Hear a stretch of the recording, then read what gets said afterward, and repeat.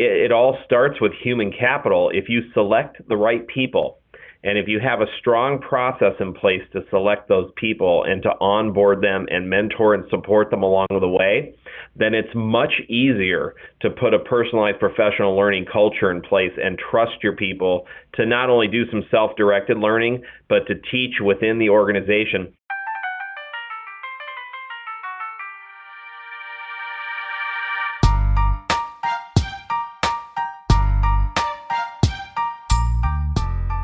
Cincinnati, Ohio is home to Indian Hill Exempted Village School District. It's not large. It has 4 schools, around 2,000 students, and it's highly rated. On its Ohio School Report Card, Indian Hill has an A. Today, we're talking with Kirk Koennecke. I am the superintendent of the Indian Hill Schools in the Cincinnati, Ohio area. And we're also joined by Dr. Mark Ault. I'm the assistant superintendent of administrative operations. You may recognize Kirk from a previous episode of Field Trip, when he was superintendent at Graham Local Schools, also in Ohio. 2019 is his first year at Indian Hill. He just got hired, just went through the interview process, just began his first year here, just went through onboarding. And as Kirk and Mark will both tell you, hiring matters a lot. When you start with the right people and trust them to lead, it makes everything else easier. From Frontline Education, this is Field Trip.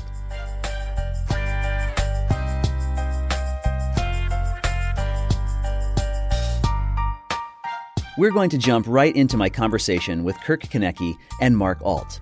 Because Indian Hill is high-performing and has built a culture that fosters excellence, and because a huge part of any organization's success is people, I asked them to talk a little bit about how they look at the hiring process and how it impacts their overall success. And what do they think is really key as they continue to support those they hire over time?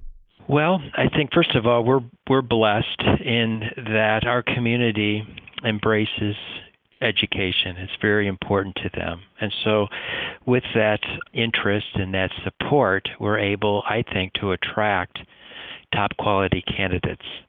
What do we look for when we go to hire? We look for teachers who have leadership capability. That's a real important quality among our staff. We expect them to be leaders, not just in the classroom with their students, but in their departments vertically across the school district, and also be involved in their own professional organizations, be leaders in the state, in the community, Southwest Ohio, and nationally as well. Kirk agrees and sees culture playing a vital role from an employee's earliest days at the district. As a new superintendent here at Indian Hill, one of the things that was very attractive to me was that there was a very strong leadership culture already in place here, as Mark mentioned. There are so many strong staff members here in every department, and I think what that allows you to do is put more of a flat model of leadership in place. And so when Mark talks about leadership capabilities and qualities, I have been able to observe those traits firsthand, whether we're talking to bus drivers or we're talking to classroom aides or administrators. The level of quality is something that they've paid very close attention to, and I think it gets reinforced over time in how the leaders of this district communicate that through the hiring process and onboarding new staff.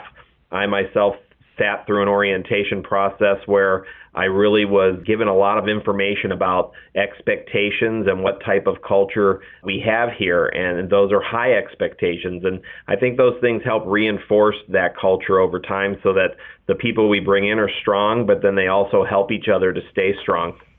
I wonder if the two of you could share any anecdotes about how Indian Hill supports new hires when someone comes on board. I'd love any specific examples of how you've been able to say, hey, welcome to our culture, welcome to our schools, and here's how we're going to bring you into this amazing thing that we've created. Well, we have a tremendous mentorship program. And the beauty of it is organized and basically run by our teachers. So we have a teacher mentor coordinator. I will oversee the program, and I work with her on making sure that we have plans in place, but it's really teachers helping teachers. from the get-go. And so once they're hired, and there's a whole long process of hiring, and we can get into that later, but our mentor coordinator will take over from there. So the onboarding actually starts as soon as we have a commitment, and I will let her know who the new people are. They're reaching out to them almost instantly. We set up onboarding dates for them to come into the district, but we also assign mentors, veteran teachers in the district that have similar backgrounds, maybe teaching the same department. They actually will connect, and oftentimes we're hiring, obviously in the spring, so we have some summer downtime where they can connect. Over that first year, new teachers also gather each month to cover issues from a district perspective, like parent-teacher conferences and how they work, what's expected. Each month we have a special, unique topic that's pertinent to them, and it's timely. And we provide new teachers a 2-year mentorship. And then we have the informal mentoring that goes on as well. I think what I would add to that in terms of the informal piece, new staff here, for example, get a bus tour of the district and really get to learn a little bit about not just the buildings they're going to be working in, but the locale and Cincinnati and this region that we're in. And we really try to encourage them to learn as much as they can about Hamilton County, Ohio, and Cincinnati itself, so that they can connect with community partners and parents from the get-go. I know that that's been a big help for me with this transition, and leaders like Mark and our teachers here who have already provided me with lots of resources. And the other thing that I think is really kind of important is our administrative team tries to get out into the buildings and see the teachers directly and meet with them and talk with them. We do a lot of classroom visits and bop-ins where we want our new staff members to know that we're there for them and there to serve them. And we use that language, I think, intentionally, of serving our children and serving our staff. And I hope that they value that, and we value getting to see them in action with our students. I was just going to say, we know the importance of, hiring, but then we know the importance of supporting them so that they can be in the best position to be successful. So that's ongoing, and that's really important to us. Yeah, two sides of the same coin. And I'd like to look for a minute at that hiring side. I know that the teacher shortage has been a concern for some time now in many places across the country. How are you experiencing this issue? Pretty typical, I think, statewide and nationally. We have an abundance of teachers who want to work here, especially if we're talking about primary school, elementary school. And it's not uncommon to have 800 to 1,000 applicants for a job. But the more specialized areas, intervention specialists, special education, high school physics, high school math, the numbers are a little bit lower there. We have been really active in getting out to college career fairs, teacher fairs in the spring. We started doing that about 5 years ago, being more intentional. And even though we don't often hire somebody right out of college, if they interview well, I've got a whole spreadsheet of candidates who impressed us. And maybe we couldn't hire them at the time, but I try to stay in contact with them and follow their career path so that in 2 or 3 or 4 years, if there is an opening, we can reach out to them and really encourage them to come back and apply. And we've been fortunate in that we've been able to land a couple teachers that way. I know that Indian Hill has had a lot of new hires this summer, one of which was the superintendent. That's you, Kirk. I know this is your first year as superintendent at this district, so you can actually talk about what this looks like from the perspective of a candidate and a new hire. And I'll ask you about that in a moment, but I wonder first, Mark, if you could talk about the search process for a new superintendent. Obviously, this is a crucial role. You need to find the right person. So how did you do it, knowing that you were really looking for someone who's going to be the right fit for Indian Hill? How did it go? It went really well. I think we ended up with a really good person. I firmly believe that. We used a firm. We did a national search, and we looked all over the country. To your point, we're looking for somebody with really quality experience, a great leader, proven track record.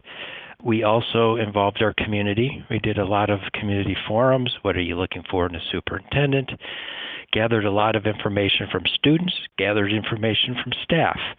and then started the process of really vetting the applicant pool down. And I thought they did a really nice job, both, again, informally and then formal interview process.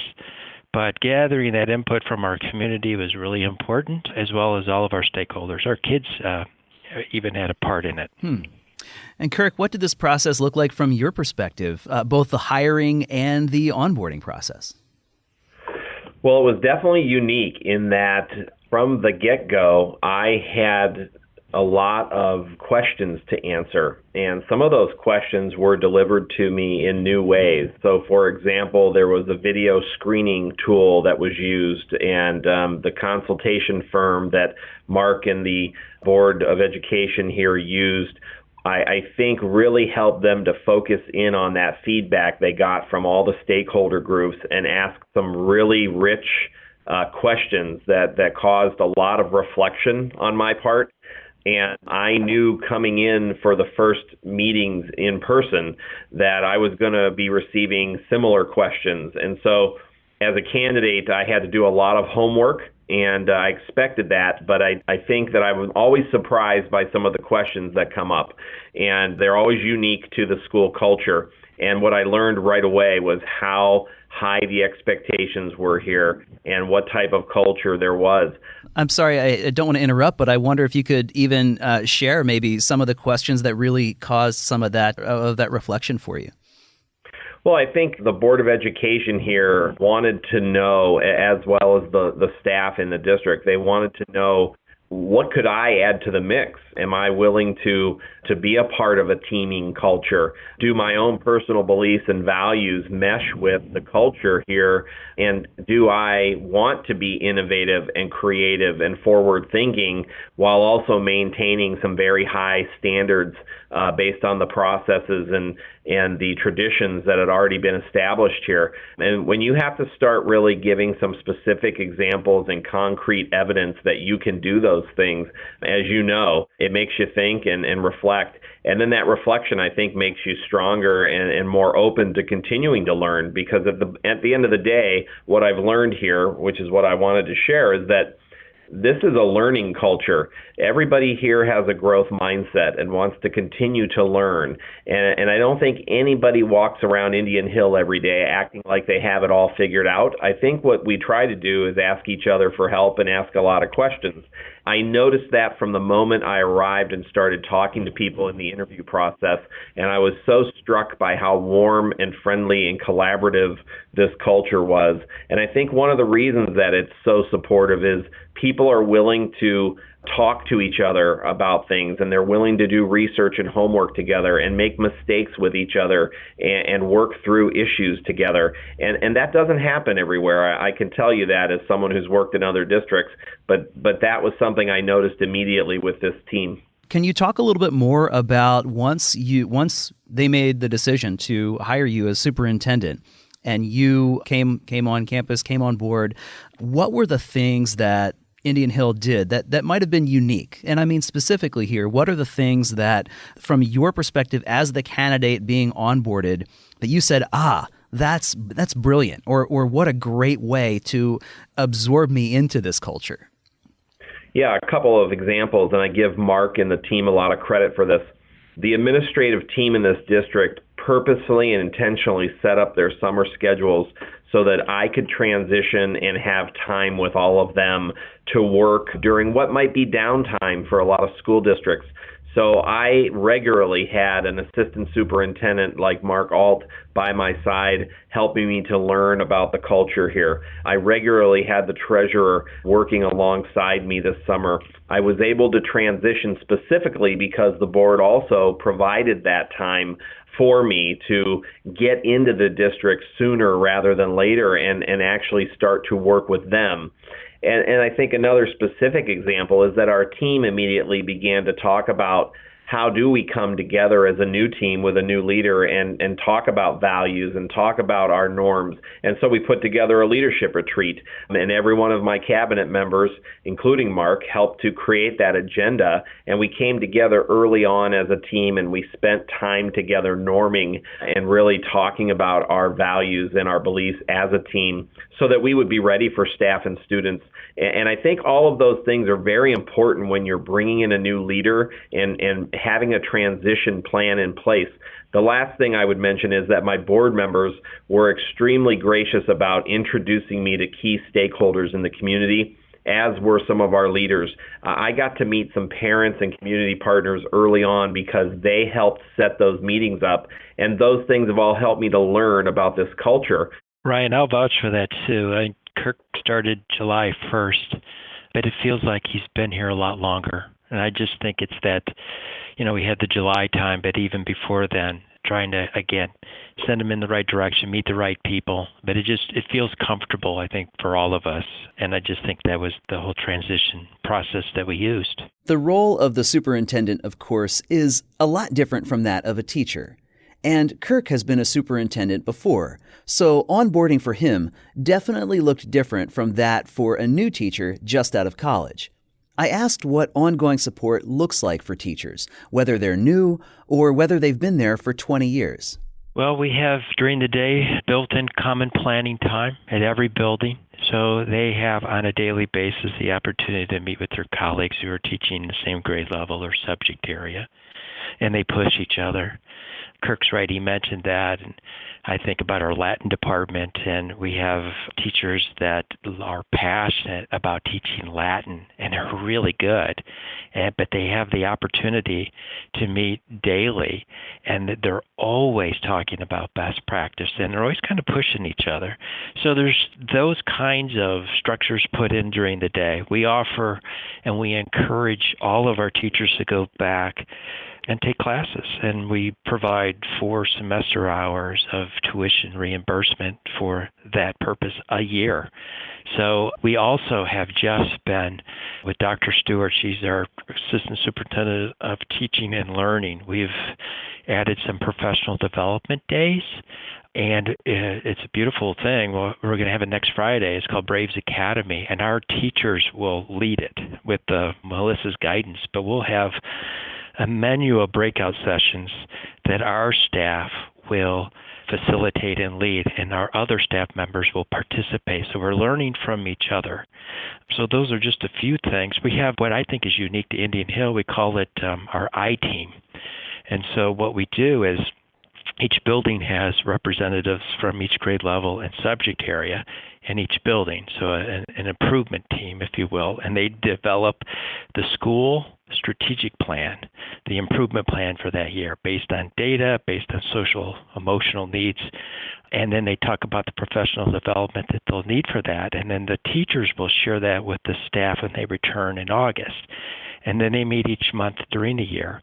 But the unique piece, I think, to Indian Hill is that we set aside 5 days when school is out in June and 5 days in August before the students arrive, where the I-teams will get together at each building, but also on a district level, and they'll talk about their plans, their improvement, the goals and expectations for the year.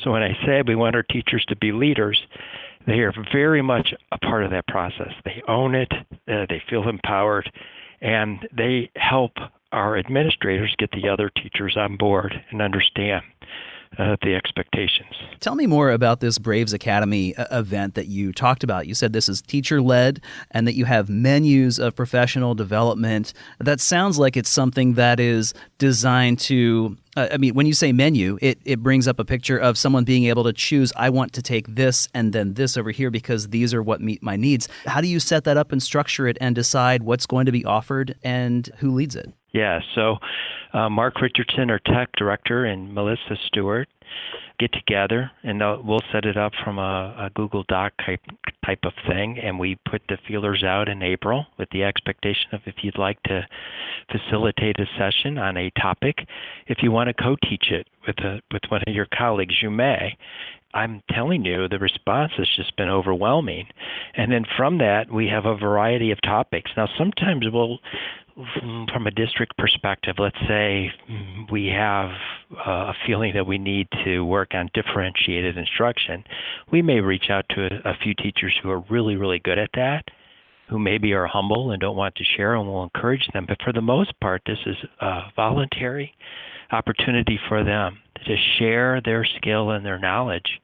And the topics are instructionally based. Sometimes they're classroom behavioral kinds of things, motivation, a wide gamut, truly. We do a lot of work in this district. We call the Courageous Conversations, talking about race and ethnicity and closing the academic gap and really trying to learn and understand and have more empathy for our students, our minority students in the district, and how we can make them more successful.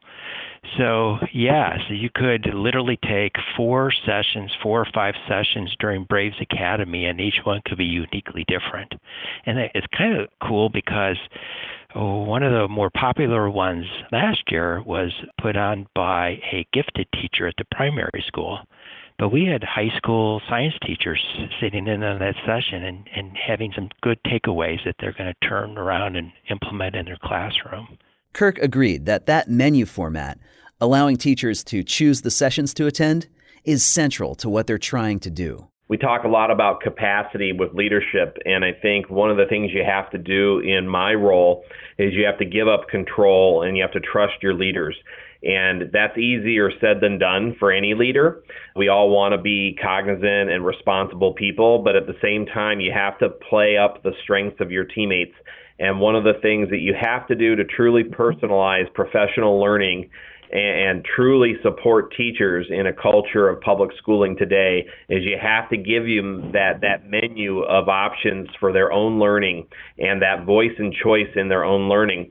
And I think it all starts with human capital. If you select the right people, and if you have a strong process in place to select those people and to onboard them and mentor and support them along the way, then it's much easier to put a personalized professional learning culture in place and trust your people to not only do some self-directed learning, but to teach within the organization.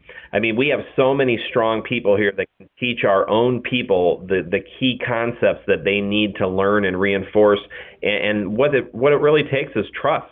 And I think that Mark and the administrative team here, with the support of the board over time, have built a culture where we're able to select and discriminate amongst those candidates that we bring into the district, and then we're allowed to turn them loose and trust them to lead. And when you can do that, then personalized learning and professional development and your mentoring programs, they all run so much more smoothly. And I commend the staff here for that. And I can tell you, I'm so excited for Braves Academy and the chance to learn from some of our own staff members next week.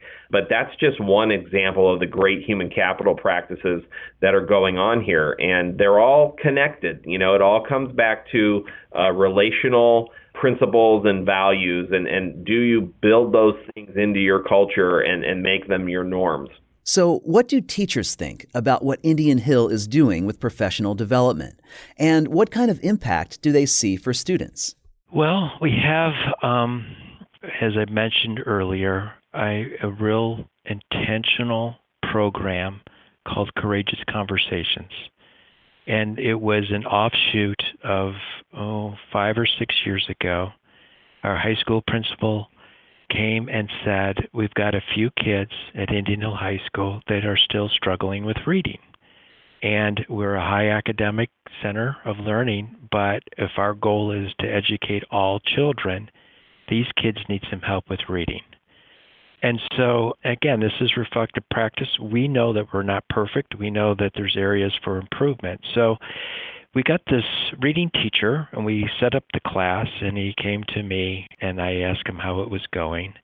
And he said, I want you to come over and look. And so I did. And there were 8 students in the class, and 6 out of the 8 were minority students. And of the 6, 5 are male. And he didn't say anything to me other than, what do you notice? Well, I noticed that. That's the state trend. That's the national trend, unfortunately. And I'm thinking, if we're Indian Hill, we should be able to address this issue. We should be able to close that academic gap. So right away, I guess I got a little defensive, and I thought, well, did these students just move in? And he said, I knew you were going to ask that because that's what our teachers have been kind of insinuating. And the truth of the matter is, we've had several of these students for 5, 6, 7 years, and they're still struggling with reading. So we're not doing our job. So that was impactful because then what happened was we started having these conversations about what can we do to help students navigate our hallways that maybe they're not, white and affluent. Maybe they come and they have special gifts, but what are we doing to get them academically successful? And so we started having what we call courageous conversations, and we started with a lot of self-reflection. We built in protocols how to have those conversations about race and ethnicity, because that's not an easy topic. In fact, from an HR standpoint, 20 years ago, that would have been taboo, right? You don't talk about race, sex, religion, politics. But we had to address it. So I can tell you firsthand that we've had numerous teachers now that have been engaged in this work come back and say, I caught myself. I noticed this student, and I noticed, they were struggling, or I noticed that somebody made a comment that made them feel uncomfortable. And through our conversations, I've changed the way that I approach that parent, the way that I approach that student, and the way I approach my classroom management system, and the curriculum that I'm using and the literature that I'm providing. I'm more cognizant of it being more of an equal opportunity. Does it include literature on race and religion and gender? And so it's really expanded, and I think our teachers who have engaged in this work, and we have over 80 teachers in the district that continually meet on their own time to have these conversations and to talk about our students, I think they are changing their instructional practices, both from a curriculum standpoint, from a relationship standpoint, and an instructional standpoint. And then my other question was to go back to the search for a new superintendent. You mentioned that even the kids had input into that process. And I can remember being in school, and I had, I wasn't in a large district. It was actually relatively small and rural. But even then, I had never met my superintendent. I couldn't have told you what he looked like. I didn't know him. How did you get input from kids into that, and what were you looking for from them? First of all, we have 2,000 students. We have 4 buildings. Everybody knows the superintendent. That's the expectation. That superintendent, whoever it is visible. And that's, Kirk is the third one that I've worked for here, but I knew the superintendent before that. They're very, very visible. It's almost non-negotiable. Kirk will tell you, and Mark Miles, who was here before us, and Jay Newton, you attend school functions. You're there. You get to know kids first name basis. Kids on, in powwow or theater program or mock trial, or you go to the band contest, you get to the games, you get to the events and the award ceremonies, and you visit classrooms. So you get to know teachers, you get to know parents, but you absolutely get to know our students. And so, it's kind of phenomenal to me too, because it was not uncommon for our superintendent to walk into primary school and a little first grade student go up and, say, hi, Dr. Miles, hi, Mr. Koennecke. So when we use students, we ask for their input, and I think it was middle school, high school. It was a Survey Monkey. What do you like about this? What do you want from the superintendent? Of course, you got some answers like more snow days. But, they wanted to know him. Our kids used to make comments about the superintendent being at the ball games. We do exit interviews with our seniors, which is kind of unique too. So when we get into May, every senior will have an opportunity to sit in a small group. Now, maybe they meet with the superintendent, maybe they meet with me, maybe they meet with Dr. Stewart. But we'll spend almost a whole day with a series of groups of 8 to 10 kids, seniors on their way out. Tell us about your experience here. What was good? What are some great memories? What are some teachers that have made an impact? What can we do better? What could we think about changing that would make this place even better than what it is? But along with the process, I know that when Kirk came on campus to walk around, to get the lay of the land, so to speak, and to meet some community members. We actually had some high school students serve as the escorts, and they spoke about their school. They were so proud of the school that they attended, and they probably could have spent all day just walking around talking about it. So, and then we asked for their input. What did you think? And we involve our students often in hiring processes. When we hired a high school principal, we had 3 or 4 students that actually sat in on the interviews and provided their input. Afterwards, and we interviewed 4 or 5 different candidates, and they were there the whole time. We've done that for middle school principals as well. That is great. Thank you so much. Dr. Kirk Koennecke is superintendent, and Dr. Mark Ault is assistant superintendent at Indian Hill Exempted School District in Cincinnati, Ohio. Thank you. Really, thank you for taking time to speak with us today. Thanks for the opportunity. I really appreciate your time, and we appreciate your partnership.